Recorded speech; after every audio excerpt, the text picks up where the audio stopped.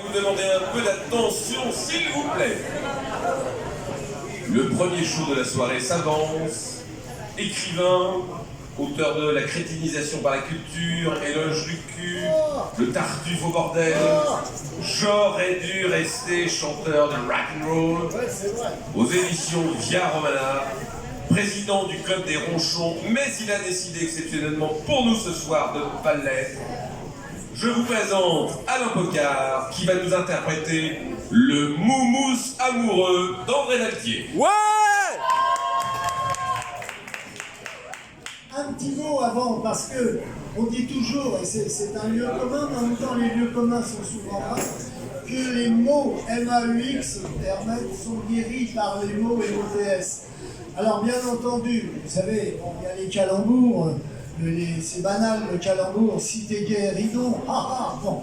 Et puis il y a les contrepétries, vous connaissez les contrepétries, moi j'en fais souvent quand je m'adresse à un public, et ce qui est très agréable, c'est que les gens ne les comprennent jamais. Par exemple, si je vous dis il n'est jamais assez fort pour ce calcul, vous dites, mais qu'est-ce que ça veut dire? Et si je vous le traduis, il n'éjacule jamais assez fort pour se calmer, là vous comprenez. Ou alors une que j'aime beaucoup, c'est mon petit côté anti-parpaillon, c'est jamais Luther n'a calculé en vain. Ah, c'est important. Eh ben, jamais Luther n'a enculé Calvin. Voilà, c'est aussi simple que ça. Alors, on est dans les années 50 à Montmartre. Il y a René Cousigné. Non, lui, il a eu à partir des années 60 son cabaret qui s'appelait chez René Labranlette. Oui, René Labranlette, et qui faisait des choses absolument très très drôles. Et puis, il y avait aussi un autre chansonnier qui s'intitulait André Valtier. Alors André Valtier, lui aussi faisait de la contrepétrie.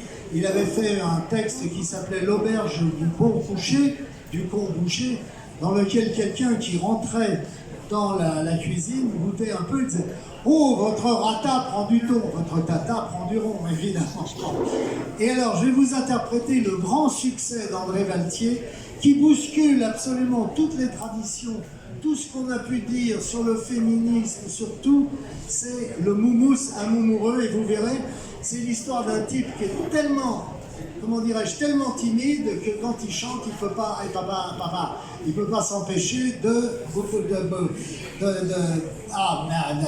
voilà, bon bref, voilà. Et ça s'intitule Le moumous amoureux d'André Valtier, 1956, à l'époque où il y avait encore un Montmartre.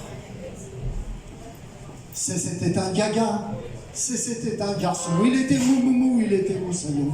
Il avait l'air constamment hébété, car il était curieusement conformé.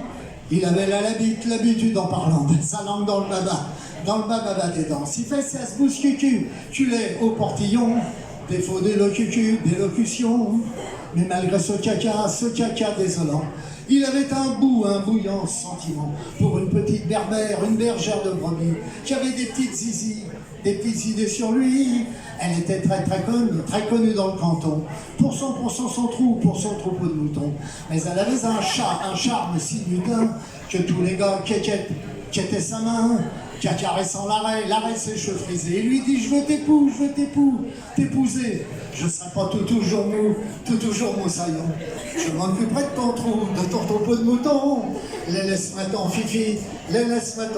Un joli ananas doré. Apprécie mon vibrant attachement. Et donne-moi ton consentement. Puis il lui fit miroiter l'avenir, comme une partie de festin et de plaisir. Comme il sortait son dernier argument, elle se laissa bébé pécoter gentiment. Ici, le cul, curieux ne saura jamais ce qui fit le vif du sujet, mais le temps qu'ils lui disent, méfie-toi, pan, elle était déjà enceinte de 3 mois, alors tout consterné. Il lui dit, faut bander nos volontés. Moi je reprends mon boulot. Toi tu reprends ton troupeau.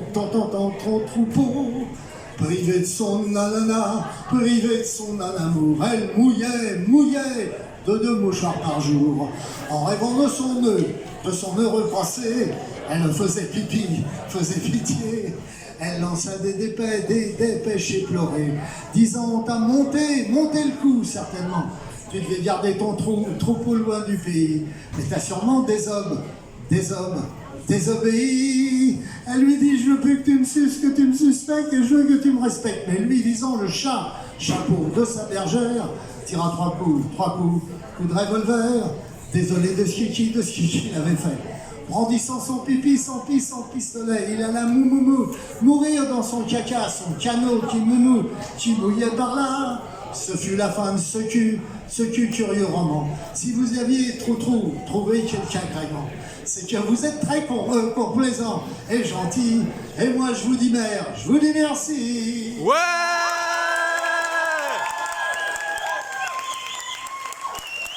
Évidemment, j'aurais préféré avoir un orchestre derrière moi et chanter du rock'n'roll.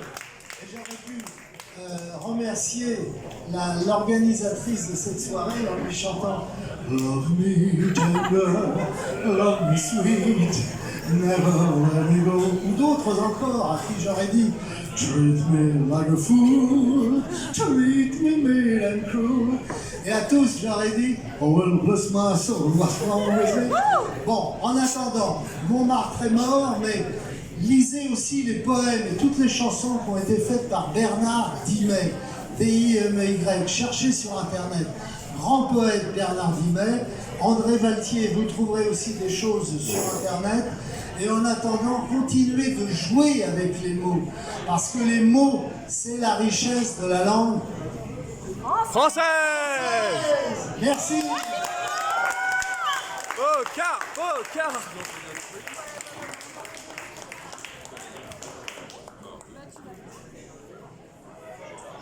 Alors Poca, impression de... Quelle impression après ce...